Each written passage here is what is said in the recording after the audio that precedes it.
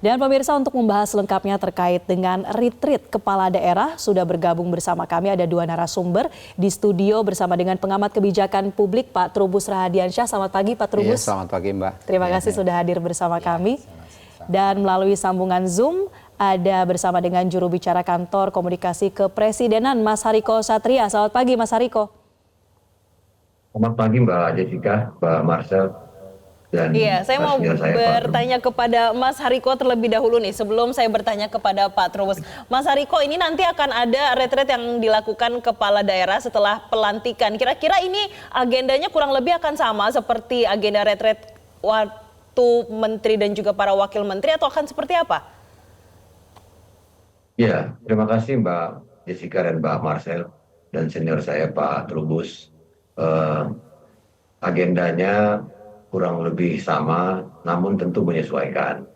Namun di awal ini, karena tadi disinggung terkait dengan penghematan anggaran di awal pemberitaan, kami ingin menjelaskan bahwasannya retreat kepala daerah terpilih atau pembekalan kepala daerah di Magelang ini merupakan penghematan anggaran sekaligus penghematan waktu. Jadi justru sebaliknya, ini justru penghematan anggaran dan penghematan waktu. Nah, Presiden kita, Bapak Prabowo Subianto, sudah memerintahkan seluruh anggota Kabinet Merah Putih dan seluruh kepala daerah untuk menghemat uang rakyat. Ini uang kita banyak sebetulnya.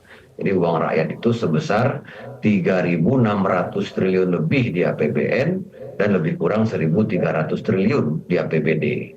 Nah, mengapa retreat kepala daerah ini, atau mudahnya kita sebut aja lah pembekalan kepala daerah ini justru menghemat anggaran? Nah, ada dua alasan yang sangat kuat nih Mbak Jessica dan Mbak Marcel.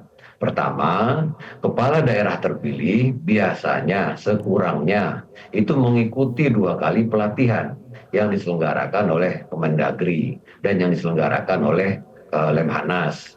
Mungkin Pak Trubus pernah juga itu menjadi pemateri kan. Nah, sekarang 2 pelatihan itu disatukan.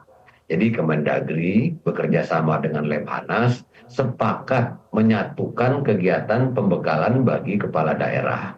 Nah, jika ada 2 kegiatan yang disatukan, itulah yang disebut dengan efisiensi atau penghematan anggaran. Ini sama, nih saya bertemu mahasiswa kemarin, sama dengan di kampus, kalau pembekalan pengurus BEM itu 2 kali, maka akan boros anggaran. Tapi kalau sekali akan hemat anggaran. Jadi kita patut ya memberikan apresiasi dan ucapan terima kasih kepada penyelenggara kegiatan ini yang begitu kompak ya, yaitu dari Kemendagri, Lemhanas dan Akademi Militer. Nah, dari mana anggarannya?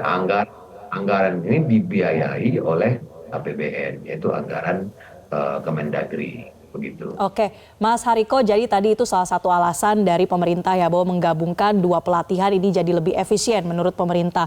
Nah, tapi Mas Hariko soal bentuknya, apakah memang harus berbentuk retreat kemudian ke Magelang? Artinya kan dari berbagai daerah ini ada biaya transportasi, misalnya harus berkumpul di satu tempat. Ini seperti apa penjelasannya Mas Hariko?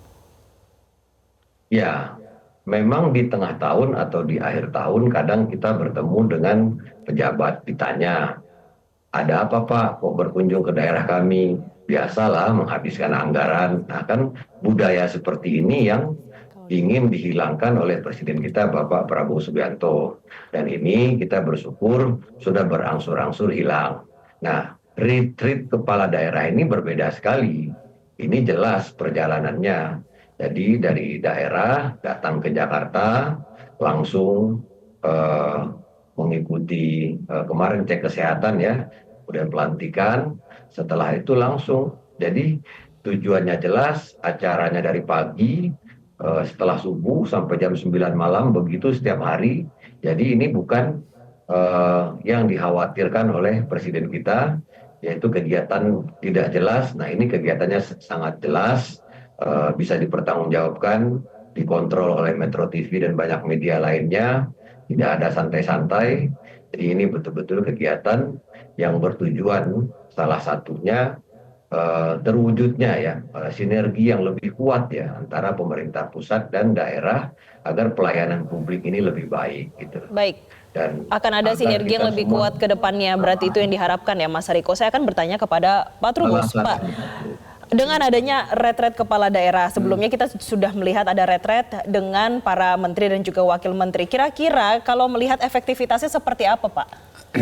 Iya, kalau dilihat yang sebelumnya dari sisi waktu menteri ya, menteri waktu itu memang publik melihat ada yang kurang efektif, di mana kemudian sebenarnya kan setelah atau pasca retret itu kan mereka, artinya para pejabat dalam ini menteri itu punya cara pandang yang sama terhadap yang entah diputuskan atau setidaknya visi misi lah dari presiden gitu ya.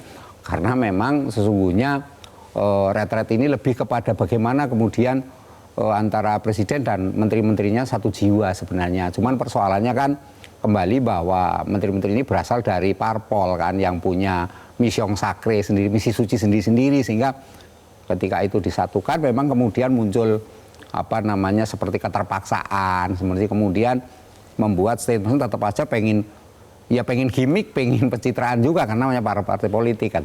Tetapi kalau yang sekarang kaitan dengan kepala daerah memang ini upaya di mana kemudian presiden membangun kolaborasi yang dikatakan tadi sinergitas antara pusat daerah, karena selama ini seringkali pemerintah pusat berjalan ke utara, pemerintah daerahnya itu jalan ke kiri gitu ya. Jadi sering nggak ketemu, artinya memang di daerah-daerah ini juga ada juga yang istilahnya itu kayak raja-raja kecil karena dia merasa dipilih oleh masyarakatnya sendiri, dia punya tanggung jawab terhadap masyarakat sendiri. Nah yang kedua saya melihat memang visi misi kita ini ada visi presiden, tapi ada visi kepala daerah gitu yang seringkali kalau di presiden kan terbentuk dalam itu RPJP gitu kan.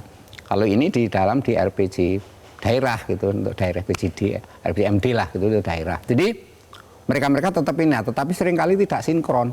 Nah karena tidak sinkron inilah kemudian lahirnya dari retret. Kalau religius kan retret itu sebenarnya pembekalan religi ya, tapi ini karena kaitannya dengan politik pemerintahan lebih kepada pembekalan mengenai kesamaan perspektif maupun kesamaan dalam koordinasinya. Karena memang selama ini itu daerah itu seringkali pusat daerah itu ego sektoralnya tinggi sekali. Pengalaman pada saat pandemi COVID itu nggak jalan sama sekali, Mbak. Karena mereka masing-masing punya ini. Ego gitu. sektoral masih menjadi PR, Pak. Tapi yang menjadi sorotan oleh masyarakat saat ini adalah di tengah banyaknya efisiensi. Ini tetap dilakukan retret. Kita akan membahasnya ya, Pak. Terus bagaimana pandangan Anda terkait ini. Pemirsa tetaplah bersama kami di Selamat Pagi Indonesia.